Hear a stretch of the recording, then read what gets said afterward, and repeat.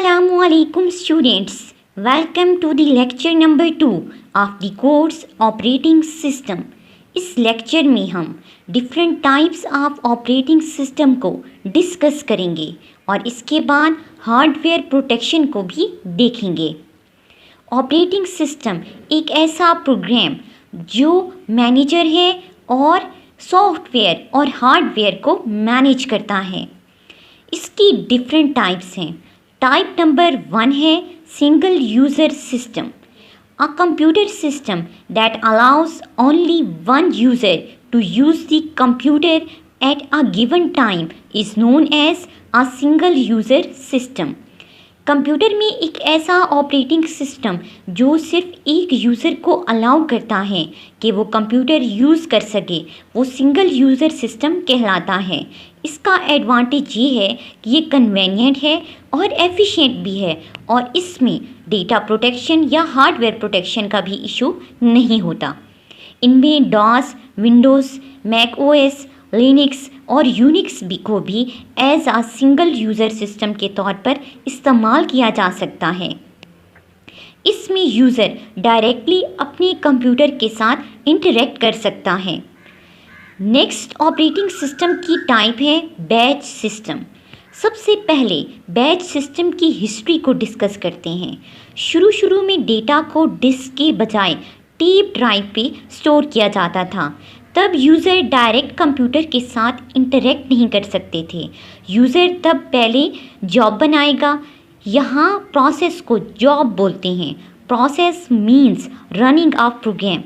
फिर computer operator को वो जॉब सबमिट होगी और कुछ टाइम के बाद कंप्यूटर उसे एग्जीक्यूट करेगा। तब कंप्यूटर में टेप ड्राइव थी। जैसे एक म्यूज़िक की टेप ड्राइव आप समझ लें कि टेप पर अगर हम म्यूज़िक सुनते थे तो ऑनवर्ड वो चलता था। अगर हमने लास्ट वाला गाना सुनना है तो पहले तमाम गानों को सुनकर हम लास्ट पर पहुंच सकते थे।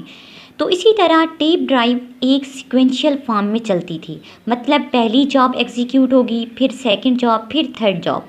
और अगर कहीं इशू आ जाता है, कोई प्रोग्राम या जॉब फेल हो जाती है या रन नहीं हो पाती, तो फिर उसके बाद यूज़र उसको लेता था, दोबारा से फिर उस पर काम करता था और फिर लास्ट पे किसी और टाइम में वो एग्जीक्यूट होती थी।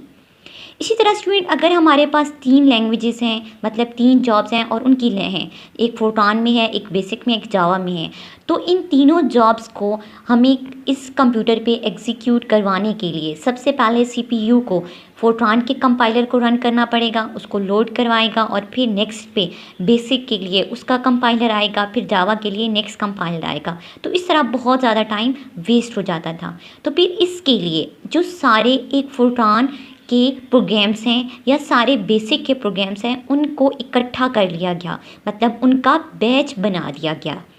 Systems in which the user does not get to interact with his or her jobs, मतलब प्रोग्राम्स के साथ डायरेक्टली इंटरेक्ट नहीं कर सकता। And jobs with similar needs are executed in a batch one after the other are known as batch system. इसका मतलब हुआ batch system में एट अ टाइम सिर्फ एक प्रोग्राम एग्जीक्यूट होता था और जो सेम वाले थे वो सेम एग्जीक्यूट होते थे।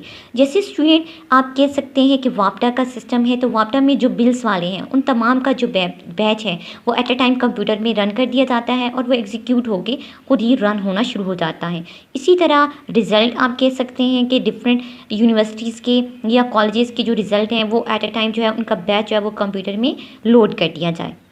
अब ये एक मेमोरी लेआउट है।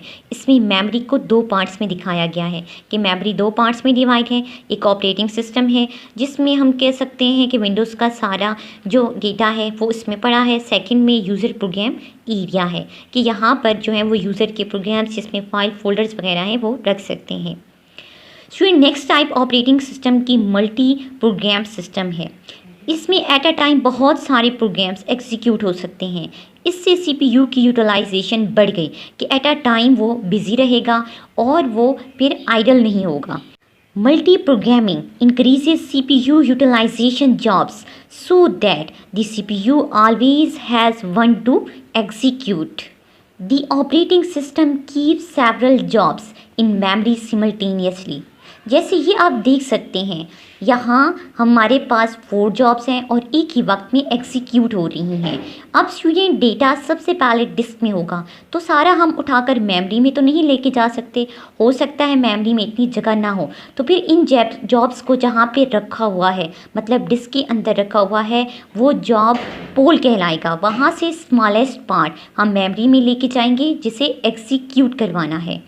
मिसाल के तौर पर 2 प्रोग्राम्स हैं P1 और P2। अब इसको मल्टी प्रोग्रामिंग हम सिस्टम को देखते हैं कि ये कैसे काम करता है। अगर P1 को एग्जीक्यूट करने के लिए 5 यूनिट टाइम चाहिए तो P2 को भी सेम इतना ही टाइम चाहिए। अगर हम P1 को अलग से एग्जीक्यूट करें तो आप देख सकते हैं CPU बस्ट, मतलब CPU के एक्शन के बाद वो बैठ जाएगा और वेट करेगा कि IO डिवाइसेस अपना एक्शन लें। इसी तरह वो प्रोग्राम्स के लिए टोटल यहाँ पे 2 प्रोग्राम्स 10 सेकेंड में एग्जीक्यूट हो गए। लेकिन अगर हम ये सिमल्टेनियसली करें तो CPU P1 के लिए पार्ट को एग्जीक्यूट करके वो P2 पे चला जाएगा और इसी तरह IO डिवाइसेस भी अपना एक्शन परफॉर्म करेंगी और सेकंड जो P1 का हो गया वो P2 पे चले जाएंगी। तो टोटल 6 सेकंड में ये जो हमारे पास 2 प्रोग्राम्स हैं ये एग्जीक्यूट हो जाएंगे। इसे जॉब शेड्यूलिंग भी कहते हैं, जिसको नेक्स्ट आगे हम डिटेल में डिस्कस करेंगे। नेक्स्ट ऑपरेटिंग सिस्टम की जो टाइप है उसे मल्टी प्रोग्राम सिस्टम पे ही बेस करती है वो, और इसी के अकॉर्डिंग उसे बनाया गया है। उसे टाइम शेयरिंग सिस्टम कहते हैं। A time sharing system is multi user, multi processor and interactive system. This means that it allows multiple users to use the computer simultaneously. User मुख्तलिफ प्रोग्राम्स को एक ही टाइम पर रन कर सकता है। इसमें Unix, Linux, window NT server और Windows 2000 शामिल हैं। नेक्स्ट ऑपरेटिंग सिस्टम की टाइप है real time system. A real time system has well defined fixed time constraint, and if the system does not produce output for an input within the time constraint, the system will fail. Real time system में जब भी input दी जाएगी तो एक ख़ास time में output का आना मस्ट है, वरना सिस्टम फेल हो जाएगा। रियल टाइम सिस्टम को 2 टाइप्स में डिवाइड किया जाता है। हार्ड रियल टाइम सिस्टम एक ऐसा सिस्टम जिसमें स्ट्रिक्टली कहा जाता है कि इनपुट पे मस्ट ख़ास टाइम में आउटपुट आए, वरना बहुत बड़ा नुकसान होगा। जैसे वेंटिलेटर में भी यही सिस्टम होता है कि अगर इनपुट ऑक्सीजन चाहिए तो मस्ट है कि ऑक्सीजन उसी टाइम पे आउटपुट मिले, वरना इंसान की डेथ हो सकती है। इंडस्ट्रियल वे में भी इसको यूज़ किया जाता है कि अगर इंडस्ट्रियल वे में कुछ कंट्रोलिंग सिस्टम में यूज़ होता है, अगर ये सिस्टम फेल हो जाए या एट अ टाइम आउटपुट ना दे तो पोल्यूशन फैल सकती है। इसी तरह सेकंड टाइप है सॉफ्ट रियल टाइम सिस्टम। एक ऐसा सिस्टम जिसमें बहुत रिस्ट्रिक्शन नहीं होती कि आउटपुट मस्ट एग्जैक्ट टाइम पे आए, अगर डिले हो जाए तो बहुत बड़ा नुकसान नहीं होता। Real time system scientific experiment, medical में या और इसके अलावा इंडस्ट्रियल कंट्रोल सिस्टम में इनको इस्तेमाल किया जाता है। मुख्तलिफ डिस्प्ले सिस्टम में भी यूज़ होते हैं। ये तो ऑपरेटिंग सिस्टम की टाइप्स थी। नेक्स्ट अब हम कुछ टर्म्स को डिफाइन करते हैं। Interrupt. An interrupt is a signal generated by a hardware device to get CPU's attention.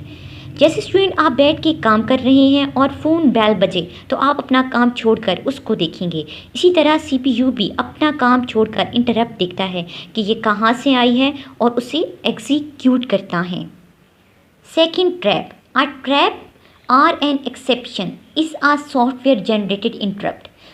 अगर CPU कोई इंस्ट्रक्शन एग्जीक्यूट करे और वहाँ पर कोई सिग्नल जारी करे तो वो इंटरट्रैप होगी। जैसे मिसाल के तौर पर स्टूडेंट के हम एक नंबर को 0 से डिवाइड कर रहे हैं, तो इस इंस्ट्रक्शन को एग्जीक्यूट करते हुए CPU ये सिग्नल जारी करेगा कि ऐसा पॉसिबल नहीं है। तो जो CPU कॉल करे, ठीक है, किसी भी सिग्नल को जारी करें इंस्ट्रक्शन के दौरान, तो उसको ट्रैप कहते हैं। Signal. A signal is an event generated to get attention of a process.